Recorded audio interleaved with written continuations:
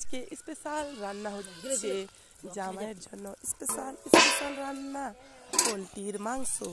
আর রান্না করছে কে? শাশুড়ি মা। স্পেশালভাবে শাশুড়ি মা রান্না করছে জামাইয়ের জন্যে। এই যে দেখতে পাচ্ছ গাইস, জামাইয়ের আবদারে আজকে শাশুড়ি মা রান্না করছে পোলট্রির মাংস। আর জামাই যেটা ভালোবাসে সেই হিসাবে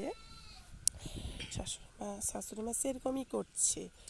এই যে আলু ভাজা ভেজে নিল, এবার তেল দিবে কড়াইয়ে, সেরকম করে স্পেশাল করে রান্না হবে পোলট্রির মাংস।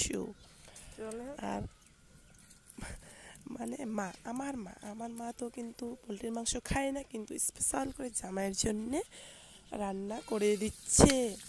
দেখতে পাচ্ছ তোমরা, এই যে দেওয়া হলো পেঁয়াজ কুচি, সব মাংস রান্না করতে যা যা লাগে সব দেওয়া হচ্ছে। আর শাশুড়ি মা কিন্তু খুব মনোযোগ সুন্দর করে ভালোভাবে রান্না করছে।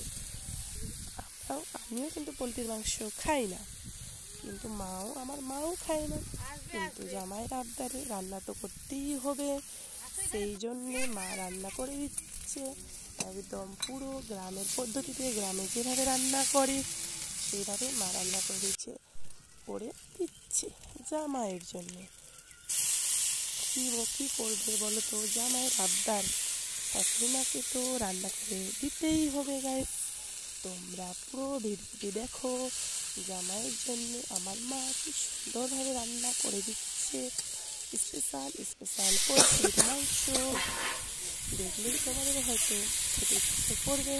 দেখতে দেখো, পুরো ভিডিওটি দেখার অনুরোধ রইল গাইস। তোমরা যারা আমার সাবস্ক্রাইবার বন্ধু, তোমরা সবাই আমার পুরো ভিডিওটি দেখো।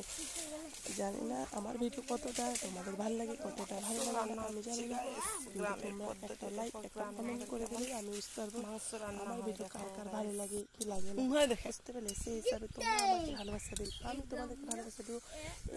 এই করে আমরা সবাই এগিয়ে যেতে পারবো। আর যদি একে ওকে না সাপোর্ট করি তাহলে নিজেরাই সাপোর্ট করতে পারবো না। ভিডিওটা এখানে শেষ করলাম। Tata, bye bye.